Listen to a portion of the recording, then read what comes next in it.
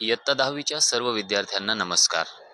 विद्यार्थी मित्रांनो, आज आपण गणित भाग 1 च्या सराव संच 2.3 मधील उदाहरण पहिले, दुसरे आणि तिसरे अभ्यासणार आहोत. यात आपल्याला बघायचे आहेत की वर्ग समीकरणे पूर्ण वर्ग पद्धतीने कसे सोडवतात. पण त्या अगोदर आपल्याला एक गोष्ट पाहून घ्यावी लागेल. कोणती आहे ती गोष्ट, ती पाहून घेऊ. चला. तर या अगोदर आपण a अधिक b कंसाचा वर्ग याचा विस्तार शिकलेलो आहोत. कसा असतो तो विस्तार? पहिल्या पदाचा वर्ग, पदाचं चिन्ह दुसऱ्या पदाला आणि दोघांच्या गुणाकाराची दुप्पट. a गुणिले b म्हणजे ab आणि ab ची दुप्पट म्हणजे 2ab आणि नंतर असते दुसऱ्या पदाचा वर्ग. बघा, या सूत्राचा आपल्याला या तिसऱ्या सराव संचामध्ये 2.3 मध्ये उपयोग होणार आहे. आपल्याला या फॉर्मॅटमध्ये ते वर्ग समीकरण तयार करायचं असेल आणि त्याचं रूपांतर या फॉर्मॅटमध्ये तयार करायचं असेल. बघूया बरं आपण आता 2.3 चं पहिलं उदाहरण काय आहे ते लिहून घेऊया. तर बघा विद्यार्थी मित्रांनो, ज्या वर्ग समीकरणाचे अवयव पडत नाहीत ते वर्ग समीकरण आपण पूर्ण वर्ग पद्धतीने सोडवत असतो. हे उदाहरण सोडवत असताना सर्वप्रथम आपल्याला गरज असते ते हे बघायची की दिलेलं वर्ग समीकरण हे सामान्य रूपात दिलेलं आहे का. म्हणजेच ax वर्ग अधिक bx अधिक c बरोबर 0. म्हणजे पहिल्या पदाला वर्गपद, दुसऱ्या पदाला चलपद आणि तिसऱ्या पदात स्थिर पद आणि शेवटी बरोबर नंतर 0 या रूपामध्ये ते समीकरण दिलेलं आहे का हे बघायचं. दिलेलं पहिलं समीकरण हे सामान्य रूपात आहे, म्हणून आता आपल्याला दुसरी स्टेप बघायची असते, ती म्हणजे वर्गीय पदाला सहगुणक आहे का. सहगुणक जर नसेल तर ते समीकरण आपण सोडवायचं. जर असेल तर ते कसं काढायचं हे आपण चौथ्या 5व्या उदाहरणात पाहणार आहोत. तर पाहूया मग. आता पहिलं समीकरण सोडवण्यासाठी सर्वप्रथम आपण समीकरणाची मांडणी परत एकदा करून घेऊया. x वर्ग अधिक x वजा 20 बरोबर 0. आता या ठिकाणी आपल्याला पूर्ण वर्ग पद्धतीने हे उदाहरण सोडवायचं आहे. पूर्ण वर्ग पद्धतीने करण्यासाठी पहिले पद दुसरे पदानंतर आपल्याला तिसरे पद या ठिकाणी ऍड करावं लागतं, घालावं लागतं. तिसरे पद तयार करण्यासाठी एक सूत्र आहे, ते सूत्राचा आपल्याला वापर करावा लागतो. आणि ते सूत्र कसं तयार करतात, तर हा जो चल असतो, मग तो x असेल, y असेल, m असेल, n असेल. या उदाहरणामध्ये x आहे, तर या x चा दुसऱ्या पदामध्ये जो सहगुणक आहे त्याच्या निम्मे आपल्याला काढावी लागते आणि ते तिसरे पद तयार करावं लागतं. मग कसं असतं ते बघा. तिसरे पद बरोबर कंसात 1/2 गुणिले x चा सहगुणक कंसाचा वर्ग. या पद्धतीने हे तिसरे पद आपल्याला काढायचे असते आणि ते तिसरे पद आपल्याला त्या ठिकाणी ऍड करायचं असतं आणि परत वजा करायचं असतं. कसं करतात मग ते? पहिले आपण हे काढूया. 1/2 गुणिले x चा सहगुणक इथं किती आहे? 1 आहे, कंसाचा वर्ग बरोबर 1 गुणिले 1 1 आणि 2 जसाच्या तसा कंसाचा वर्ग बरोबर 1चा वर्ग 1, 2चा वर्ग 4. कंसाचा वर्ग म्हणजे काय असतो? कंसातल्या सर्व पदांचा वर्ग असतो. म्हणून 1चा वर्ग 1 आणि 2चा वर्ग 4 हे आपल्याला मिळालं तिसरं पद. आता हे तिसरं पद आपण या ठिकाणी 1, 2 आणि तिसऱ्या क्रमांकावर याला प्लस पण करणार आहोत आणि मायनस पण करणार आहोत. कारण समीकरण दिलेलं आहे त्याच्याशी आपल्याला छेडखानी करता येणार नाही, म्हणून आपण याला अधिक पण करणार आहोत आणि वजा पण करणार आहोत. म्हणून x वर्ग अधिक x आणि आता हे तिसरे पद, पहिले झाले, दुसरे झाले, आता तिसरे पद आपण टाकूया अधिक 1/4. आता याला आपण वरून टाकलेलं आहे म्हणून त्याला परत काढून पण घ्यायचं आहे. वजा 1/4 आणि मग हे तिसरे पद वजा 20 बरोबर 0. बघा, ही मांडणी लक्षात घ्या. या समीकरणामध्ये दोन पदानंतर तिसरं पद आपल्याला प्लस पण करायचं आहे आणि मायनस पण करायचं आहे आणि मग या समीकरणाचं तिसरं पद टाकायचं आहे बरोबर 0. आता या पहिल्या 3 पदांचा विचार करूया. या 3 पदांचा विचार केला तर बघा आपल्याला हे समीकरण दिसेल डोळ्यापुढे. पहिल्या पदाचा वर्ग आहे, अधिक इथं दुप्पट आहे आणि पूर्ण वर्ग दुसऱ्या पदाचा पण आहे. मग याचं रूपांतर जसं याच्यात होऊ शकेल तसंच याचं रूपांतर आपल्याला करावं लागेल. पहिल्या पदाचं वर्गमूळ घ्यायचं. या ठिकाणी जसं ए वर्गाचं वर्गमूळ ए होतंय, त्यानंतर शेवटच्या पदाचं वर्गमूळ बी होतंय आणि मध्ये त्यांची जी दुसऱ्या पदाचं चिन्ह आहे ते चिन्ह दिलेलं आहे. मग कंस करायचा. पहिल्या पदाचं वर्गमूळ एक्स वर्गाचं वर्गमूळ एक्स, तिसऱ्या पदाचं वर्गमूळ घ्यायचं. एकाचं वर्गमूळ 1 छेद 4चं वर्गमूळ 2. इथं चिन्ह कोणतं द्यायचं तर दुसऱ्या पदाचं चिन्ह द्यायचं, अधिक कंस पूर्ण करायचा आणि वर्ग द्यायचा. बघा एकमेकांचं हे सामान्य रूप. याचा विस्तार केला तर असा होईल, जसं याचा विस्तार असा होईल तसं याचा विस्तार असा होईल. आता यांची सोडवणूक करू. यांची सोडवणूक आपण इथंही करू शकतो किंवा त्याला शून्याच्या पलीकडे नेऊन सुद्धा करू शकतो. चला मग सोपा आपल्याला ते होईल. याचं पक्षांतर करून आपण त्याची सोडवणूक करू. बरोबर चिन्हाच्या पलीकडे जर हे आपण घेऊन गेलो तर यांचे चिन्ह बदलतील. वजा 1/4 धन 1/4 होईल आणि वजा 20 अधिक 20 होईल. मग आता हे सोडवत असताना म्हणून x अधिक 1/2 कंसाचा वर्ग बरोबर या ठिकाणी 20च्या छेदस्थानी काहीच नसले म्हणजे 1 असेल. बेरीज करत असताना आपल्याला दोघांची छेद समान असणं आवश्यक असतं. मग हे आपण एका साईडला करून घेऊ. 4 या दोघं पदांना गुणायचं, 1 या दोघं पदांना गुणायचं. कसं होईल 20 गुणिले 1 बरोबर 20 छेद 4 गुणिले 20 सॉरी हे बघा 1 गुणिले 1 1 अधिक 4 गुणिले 20 80 20 चौक 80 छेद 4 गुणिले 1 4. 80 अधिक 1 होतात 81 छेद 4 1 4. आता आपण दोघं पदांची घेऊ, दोघं बाजूंची घेऊ वर्गमुळे. म्हणून x अधिक 1/2 कंसाचा वर्ग आहे, त्याचं वर्गमूळ म्हणजे वर्ग काढून घ्यायचा. x अधिक 1/2 हे झालं याचं वर्गमूळ बरोबर 81चं वर्गमूळ आहे 9, 4चं वर्गमूळ आहे 2. हे काय केलं आपण दोन्ही बाजूंची वर्गमुळे घेऊन.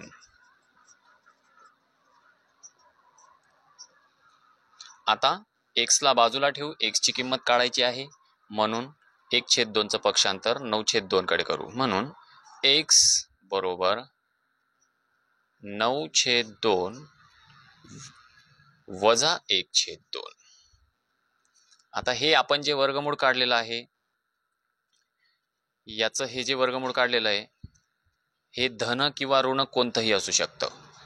धन किंवा ऋण, कारण की ऋण संख्यांचे वर्ग सुद्धा धन असतात आणि धन संख्यांचे वर्ग सुद्धा धन असतात. म्हणून धन संख्यांचं वर्गमूळ जे असेल ते धन सुद्धा असू शकतं किंवा ऋण सुद्धा असू शकतं. मग आपण या ठिकाणी धन 9/2 मधून पण 1/2 वजा करू किंवा x बरोबर ऋण 9/2 वजा 1/2. धन 9/2 मधून पण 1/2 वजा केले किंवा ऋण 9/2 मधून पण 1/2 वजा केले, कारण 9/2 हा धनही असू शकतो किंवा ऋणही असू शकतो. उरलेलं उदाहरण आपण इकडे घेऊ. आता 9/2 वजा 1/2 9 धन आहे. आता छेद समान असल्यामुळे छेद जसाच्या तसा लिहायचा. x बरोबर छेद जसाच्या तसा 2 लिहिला. 9 मधून 1 वजा करायचा, फक्त अंशांची वजाबाकी होईल. छेद समान असेल तर फक्त अंशांची वजाबाकी होईल. 9 मधून 1 गेला तर उरतो 8. किंवा इकडे x बरोबर इथं पण छेद समान आहे म्हणून छेद जसाच्या तसा 2 लिहिला. ऋण 9 ऋण 1 दोन्ही ऋण संख्यांची बेरीज होईल. 9 आणि 1 होतात 10, पण आलेलं उत्तर ऋण असेल. आता x बरोबर बे एक बे बे चौक 8 x बरोबर 4 किंवा x बरोबर बे एक बे बे पंचे 10 ऋण 5. म्हणून दिलेल्या समीकरणाची मुळे 4 किंवा ऋण 5 आहेत. बघा समजून घ्या व्यवस्थित उदाहरण. आपण सर्वप्रथम काय केलं तर तिसरं पद ऍड करण्यासाठी आपण तिसरं पद काढलं. त्यासाठी आपण ही मेथड वापरली. 1/2 गुणिले जे मधलं पद असतं त्याचा सहगुणक आणि त्याचा वर्ग, दोघांचा गुणाकार करून वर्ग काढलं. ते पद ॲड केलं, परत वजा केलं आणि नंतर पक्षांतर करून क्रिया केल्या. या पद्धतीने आपण हे उदाहरण सोडवलं. चला आता पाहू दुसरं उदाहरण. मित्रांनो, दुसरं उदाहरण आहे x वर्ग अधिक 2x वजा 5 बरोबर 0. तर तुम्हाला जसं मी मागच्या उदाहरणात सांगितलं की सर्वप्रथम आपल्याला बघायचं आहे की दिलेलं समीकरण हे सामान्य रूपात आहे की नाही. ax वर्ग अधिक bx अधिक c बरोबर 0 दिलेलं समीकरण सामान्य रूपात आहे. त्याचबरोबर वर्गीय पदाला कुठलाही सहगुणक नाही. या दोन्ही गोष्टी आपण पाहिल्या. आता उदाहरण सोडवायला हरकत नाही. सर्वप्रथम आपण समीकरण लिहून घ्यायचं आहे. आता आपल्याला काढायचे आहे तिसरे पद. म्हणून तिसरे पद बरोबर 1/2 गुणिले, इथं पण x चल आहे, x चा सहगुणक कंसाचा वर्ग. मग 1/2 गुणिले x चा सहगुणक आहे 2 कंसाचा वर्ग बरोबर 2 गेला 2 गेला किंवा बे एक बे आणि 2/2 2/2 म्हणजे बे एक बे. आपण कुठल्याही पद्धतीने करू शकतो. एकाचा वर्ग एकच आहे. तिसरं पद आपल्याला मिळालं 1. आता आपण हे तिसरं पद या तिसऱ्या ठिकाणावर टाकायचं आहे. अधिक पण करायचं आहे आणि वजा पण करायचं आहे. कसं होईल बरं मग ते? x वर्ग अधिक 2x अधिक 1 परत वजा 1 आणि मग त्याचं तिसरं पद वजा 5 बरोबर 0. बघा, आपण तिसरं पद काढलं, अधिक पण केलं, वजा पण केलं आणि मग समीकरणातलं तिसरं पद टाकलं. आता या 3 पदांची आपण करू ह्या स्थितीमध्ये मांडणी. पहिल्या पदाचं वर्गमूळ, पहिला पद आहे x वर्ग, x वर्गचं वर्गमूळ झालं x. तिसऱ्या पदाचं वर्गमूळ, एकाचं वर्गमूळ एकच आहे. आणि मधल्या पदाचं चिन्ह द्यायचं दोघांना, बेरजेचं, आणि करायचा कंसाचा वर्ग. आणि उरला काय मग? वजा 1 वजा 5 बरोबर 0. पुढची स्टेप काय घ्यायची? याचा आपण करू पक्षांतर. म्हणून x अधिक 1 कंसाचा वर्ग बरोबर ऋण 5 तिकडे गेला धन 5, ऋण 1 तिकडे गेला धन 1 आणि ऋण 5 तिकडे गेला धन 5 झाला बरोबर 0. स्टेप बाय स्टेप करायचं आहे, घाई करायची नाही. आपण मनातल्या मनात याचं पक्षांतर करून चिन्ह बदलून जर 5 आणि 1 6 डायरेक्ट लिहिलं तर ते संयुक्तिक होणार नाही. मग आपण काय करायचं? स्टेप बाय स्टेप करायचं आहे. x अधिक 1 कंसाचा वर्ग बरोबर 5 आणि 1 6 बरोबर 6. आता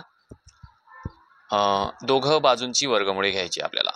x अधिक 1 कंसाच्या वर्गाचं वर्गमूळ आहे x अधिक 1 बरोबर 6चं वर्गमूळ आहे वर्गमुळात 6. कारण 6 ही पूर्ण वर्ग संख्या नाही म्हणून वर्गमुळात 6. हे जे आपण क्रिया केलेली असते ती कंसात आपल्याला मेन्शन करायची असते. दोन्ही बाजूंची वर्गमुळे घेतली. आता म्हणून आता हे वर्गमूळ जे निघालंय ते प्लस पण असू शकतं, मायनस पण असू शकतं. ठीक आहे. आता x अधिक 1 बरोबर धन वर्गमुळात 6 किंवा x अधिक 1 बरोबर ऋण वर्गमुळात 6.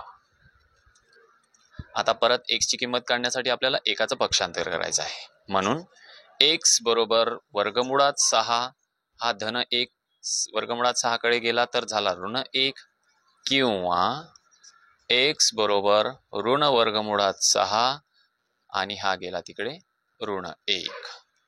तर ही झाली आपली मुळे. म्हणून दिलेल्या वर्गसमीकरणाची मुळे जी आहेत ही आहेत वर्गमुळात 6 वजा 1 किंवा ऋण वर्गमुळात 6 वजा 1 आहेत.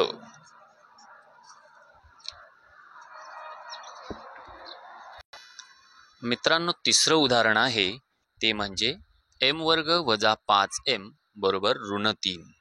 आता या ठिकाणी आपण पाहतो आहोत की दिलेलं वर्गसमीकरण हे सामान्य रूपात नाही. कारण ax वर्ग अधिक bx तर आहे परंतु c या ठिकाणी नाही आहे. बरोबर पलीकडे 0 पण नाहीये.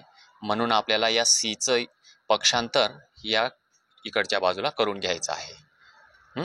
चला मग सर्वप्रथम आपण m वर्ग वजा 5m बरोबर ऋण 3 समीकरण लिहिलं. त्याचं पक्षांतर करू. m वर्ग वजा 5m ऋण 3 इकडं आला, धन 3 झाला बरोबर, इकडं उरला फक्त 0. हे झालं आपलं सामान्य रूपातलं समीकरण. या ठिकाणी आपण पाहतोय की m वर्गला कुठलाही सहगुणक नाही, म्हणून आपल्याला पुढे जायला हरकत नाही. आता काढू आपण तिसरे पद. तिसरे पद बरोबर 1/2 गुणिले, या ठिकाणी चल कोणता आहे? m आहे. m चा सहगुणक, जो चल असतो त्याचा सहगुणक कंसाचा वर्ग घ्यायचा आहे. म्हणून 1/2 गुणिले m चा सहगुणक इथं किती आहे? 5 आहे. तो 5 कसा आहे? ऋण 5 आहे. कंसाचा वर्ग बरोबर. आता या ठिकाणी आपल्याला 5/5 कंसाचा वर्ग बरोबर 5चा वर्ग आहे 25 आणि 2चा वर्ग आहे 4. हे मिळालं तिसरं पद. आता हे तिसरं पद आपण समीकरणात घालूया. म्हणून m वर्ग वजा 5m. आता तिसरं पद आपल्याला ऍड करायचं आहे.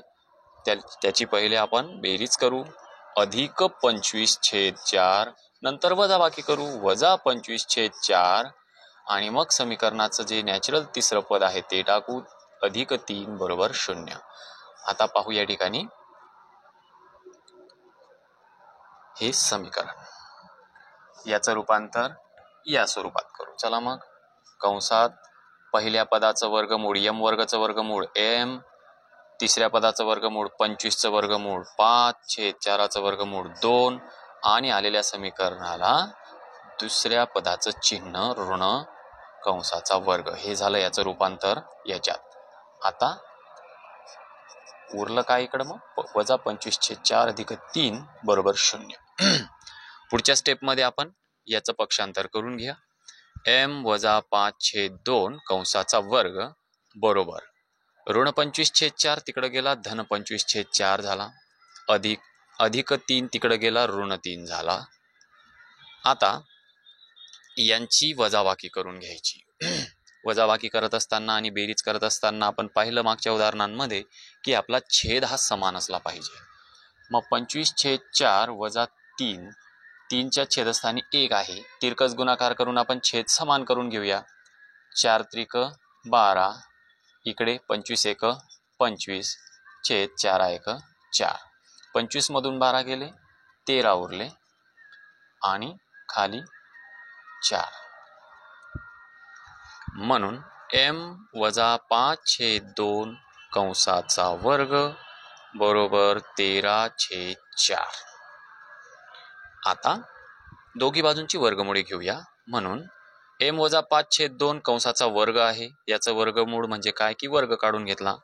m वजा 5/2 बरोबर 13/4चं वर्गमूळ, वर्गमुळात 13/4. आता वर्गमुळात 13/4 म्हणजे या ठिकाणी 4 ही पूर्ण वर्ग संख्या असल्यामुळे आपण फक्त 13च वर्गमुळात चिन्ह घेऊ, कारण 13चं वर्गमूळ निघणार नाही. 4चं वर्गमूळ निघू शकतं, ते आहे 2. मग तो धनही असू शकेल किंवा ऋणही असू शकेल.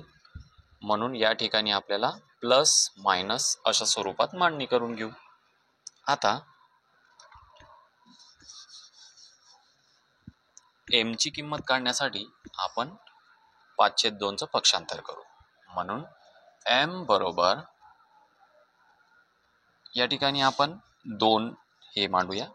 एक पहिले धन वर्गमुळात 13/2 वजा 5/2 इकडं आला तर तो अधिक 5/2 झाला, किंवा m बरोबर बघा आपण धन किंवा ऋण घेतलंय, ऋण वर्गमुळात 13/2 अधिक 5/2.